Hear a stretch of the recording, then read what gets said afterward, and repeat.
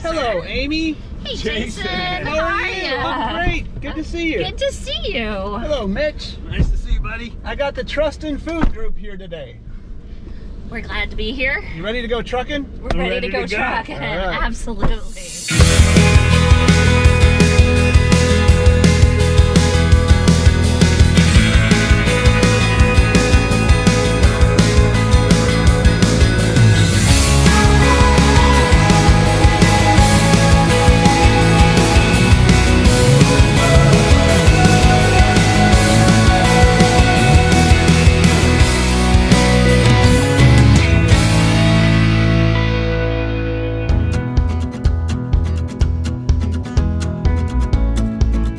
All right, so welcome to Kansas City, guys. I feel super blessed to be able to have you guys in the car and to make all this stuff work. I know it was short notice. This is our first trucking episode since really, I'm going to say that the COVID thing is semi-passed and we're kind of getting back to normal. Yeah. And so Did you have to do them with masks on? Yeah, well, I did one actually where we had machine repeat taped to the seat on an iPad, and we tried that virtually. So we had some connectivity problems and some technical issues. So, you know, it's good to be back normal, and I'm probably going to have more energy than normal because I haven't been around people in a long time, and that gets me excited. So I think that's the same for us, right? Yeah, Like seeing people is so much fun. It Much is. What a concept, right? Yeah, exactly. We should do this more often. Human to human contact. Yep. Absolutely. Okay, so why don't you tell us about Trustin Food? I know, Mitch, this has been a project of yours for quite a while. And why don't you tell us kind of about the birth of Trustin Food and what you're doing today and where it's going? Well, it's probably important to start with a mention about who Farm Journal is, and that Farm Journal has a unique and iconic position in agriculture as the long-term defender of farming practices, the educator, the trusted voice. And one of the things we've done throughout the storied history of the company is to guide the industry through change. And 6 years ago or so, we started to realize the magnitude of change that was confronting agriculture, that the demands, the ESG demands of consumer products companies, of consumers to retailers to consumer products companies, was going to require probably two things different in agriculture. One is more transparency, which means more measurement and stuff, and the other is steady progress on a whole range of sustainability goals or regenerative ag goals. And so 6 years ago, it's 2015. No one's talking about ESG, or what we call now environmental sustainability and corporate governance, for people who don't know what we're speaking of, right, when we say ESG. But that includes these carbon initiatives, the water initiatives, all the stuff that we hear about today. You guys started this really 6 years ago. It was that's when we started thinking about it. It was in 2018, I think, that we first announced Trustin Food. We worked with the USDA. The USDA manages conservation issues related to agriculture through their Natural Resources Conservation Service. It's a $7 billion agency, and they spend billions of dollars trying to drive change across agriculture. So what is Trustin Food today? Well, the partnership that I described with the USDA is much bigger now. And in about a year ago, we brought in Amy Skoczlas Cole, who's sitting in the front seat, to I sometimes consider myself the midwife of Trustin Food, but not the mother of Trustin Food. What we're doing with Trustin Food today is just evolving on where the program started, but it's really about how do we accelerate the adoption of more regenerative and sustainable practices at the farm level, but also how do you get the supply chain engaged in supporting producers through that, and how do you help connect to consumers to just be more understanding and aware of what life looks like, right? Absolutely. Consumers today are far away from the farms that feed them, which is different than any time in our country's history. So what we're really doing is a bridge. I talk about us as sort of a translator back and forth between consumers and between food companies and agribusiness, and then ultimately the farmers that Farm Journal serves. So what are some of the barriers you run into? What are some of the big barriers? Because I'm sure there are a lot of the same ones that we see at Farmobile. Yeah. I mean, I think obviously the biggest barrier is really what's in it for the producer, Yep. right? Sure. But if you get underneath that, one of the things that Farm Journal has, which is this tremendous asset, is a deep understanding and information about how producers are thinking and what they're caring about today. And no other, multi-billion-dollar industry goes out there without actually listening to the people they're trying to serve. It's crazy, isn't it? It is crazy, right? So, and that's what conservation agriculture sort of does. And so we're trying to be that gap. We're trying to fill and say, here's what producers actually need, and that may be for sure additional financial incentives, but it may also be connecting to how they see the world, or what they're worried about for their operation, or even what they care about. Agriculture moves at the speed of trust, right? And right. you can't accelerate trust. It's something you have to earn, and that's the hard thing about startups in this business. Yeah. Truthfully, is that once a year rotation makes it just challenging. You got to get it right first, and nobody gets it right first. Nobody so then gets you it have right to first. That's why you test, and that's why it takes 3 years to make a change on scale. On the other hand, some changes in agriculture do go fast when the benefit is compelling. Yeah, when the incentives are aligned. There. I mean, just think how fast GMO corn took off. Yep. It didn't take that long to see what the benefits were. Yeah, there are meaningful benefits that were pretty immediate. Meaningful benefits that are immediate. Now, some of this is still future-proofing. And, we were having this conversation about data collection. Mm-hmm. So, one of the requirements that's inevitable in the future of farming is more transparency back to the farm. Everybody can see it. How fast it's going to come, we don't know. You hope it doesn't get burdened on farmers in a way that they can comply or accommodate. But if you take the long view, it's coming. And I wouldn't even say the long view, right? I would say the not quite tomorrow, but pretty darn soon view, right? That's right. That this is already happening. And actually, if you talk to producers, they're already getting inundated with questionnaires from different retailers, and what are you doing here and what are you doing there. So yeah, it is, and even the USDA programs, right? I mean, we're still using those. There's such a massive opportunity to modernize the information or the data collection methods in agriculture, whether it be through the USDA reports or whether it be through what products are being used on the crop. There's just such a planting dates, all of this stuff that we see that traditionally people are filling out with a pen and paper, and it's a guess. Well, and I think that really speaks to a need. So I think we've connected, at least with parts of the Farmobile team, about this data report that we helped produce, right? So this is the second, primarily row crop farmers up and down the middle of the country. And what we were really trying to understand is how are farmers seeing data and digital agriculture? Because again, from our perspective, this is sort of the gateway to everything. It's the gateway to carbon markets. It's the gateway to transparency for consumers. It's the gateway for producers to actually get rewarded and incentivized based on what they do. And it's the gateway for them to encourage change. Yes. If you want to accelerate change, then you need to be into watching all this stuff. And it's a gateway to them doing better, making better decisions. I will tell you that just about every farmer we talk to, they're really good given the tools that they're using today at producing a crop out there, okay? Yeah, totally. It takes a while to get them to actually believe that the reports we give them are real. Okay? Mm-hmm. It takes a while for them because there's no way my machine idles that long. We're not making it up. It's just we're just recording it, right? And suddenly farmers are they're seeing value in this stuff in ways that I didn't anticipate when we first started. Well, I'm leasing this machine for $300 an hour, and it idled for 11 hours last week. Who the hell's driving it? It doesn't necessarily mean they're doing anything wrong, because days like today, when it's hot and you're waiting to refill the sprayer, you're not going to shut it off, right? You're not going to kill the air conditioning.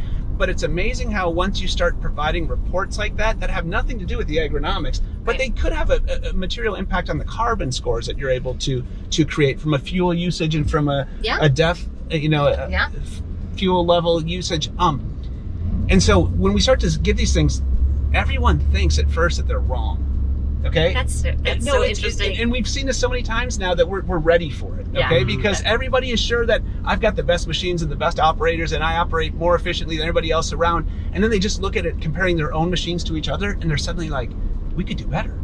And that's what will happen as well when you talk about the gateway. A gateway to learning how to make these decisions. Continuous improvement. How do you do that if you're not measuring? Yes. And so, anyway, you were going somewhere, Amy. Well, no, I was just going to say that the interesting thing, the sort of slightly depressing thing that comes out of this report is that you have something like close to 70% of farmers who are not using any sort of digital product whatsoever to keep their records. You know, it's the envelope, it's pencil and paper, sitting down, it's in their heads for a lot of them. They've never looked at the stick in the deer. They're just they're not conditioned to think this way. And so then we went out and asked them, you know, why? So here are a couple of things that I think we have to figure out, right? The biggest why was, I don't really trust. So this goes all the way back to trust, right? We talked about, you know, change happens at the speed of trust. So, you know, I don't really trust what's going to happen to my data. And candidly, I think underlying some of that is, are you going to use this to further intrude in my operation? Whether it's you, the government, or you, a food company, or, you know, it feels like the trust isn't there for them to quote unquote turn over that data. The other thing is, you know, the hassle, their perceived hassle factor, the time, not having the time in the day and the information and the know-how. But there is a huge gap too of, we just don't understand what it would do for us. And what type of data is going to be required for them to be able to really maximize their investment in collecting that data? Well, I mean, today, right? Carbon, right?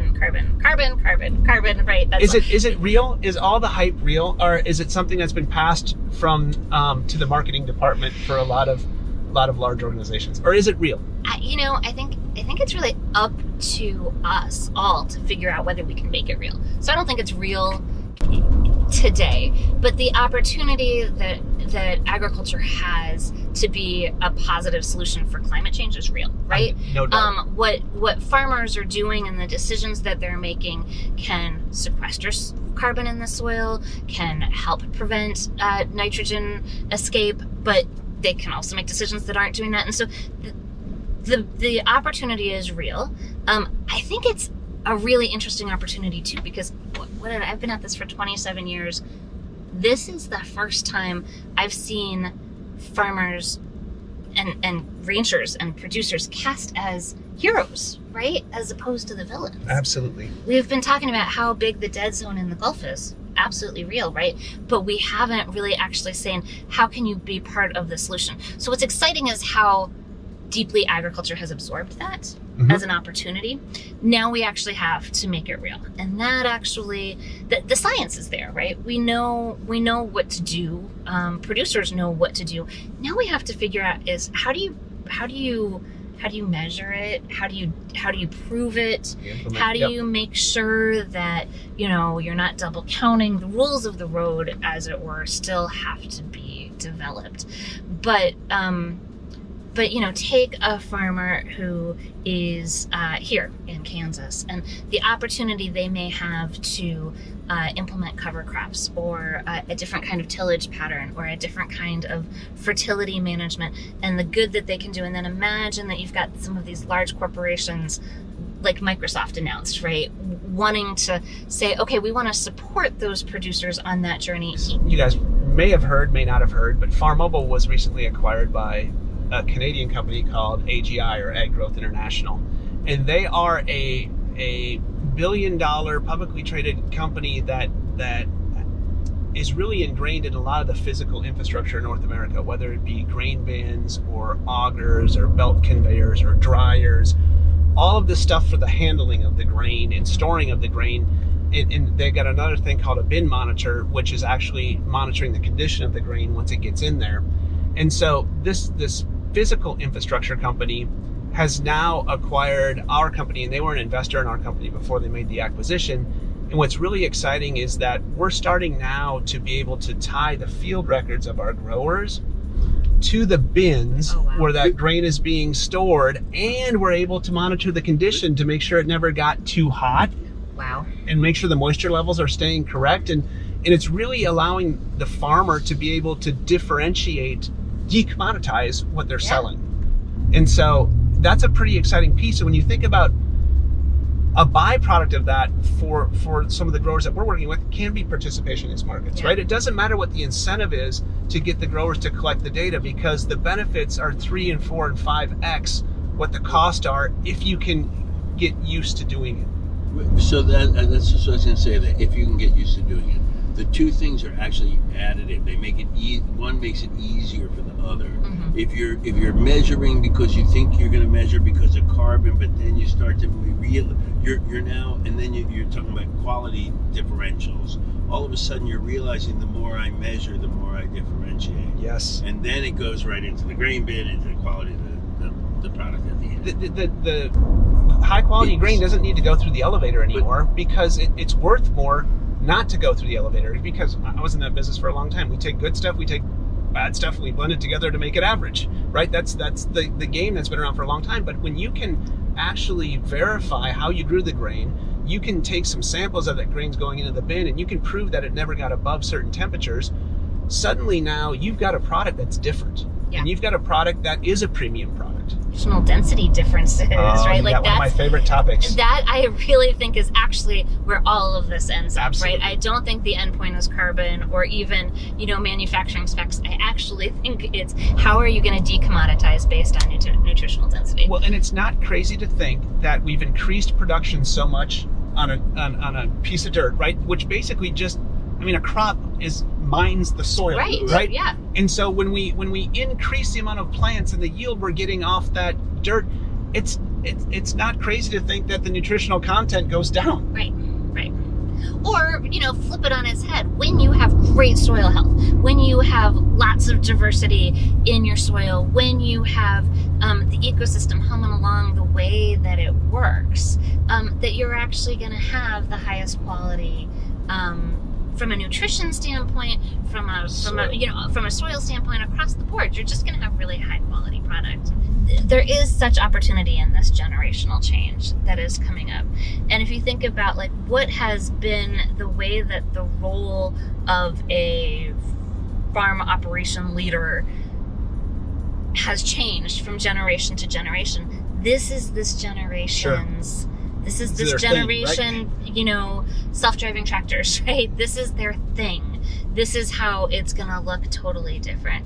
And I really feel like we owe it to agriculture to make sure that we're getting that out there. How do we make it cool and fun and interesting? How do you expose a wide variety? How do you sort of inoculated into the universe? Well, thank you guys for spending some time with me and sharing your story of trust in food and really opening up about what the future of the ESG markets will be as we go down this path. Well, it was great talking to you. Thanks for having us. Awesome. Look forward to working with you guys. Awesome. Thank you, Mitch. That was a pleasure. Fun. Nice to see you. Take care. Thanks.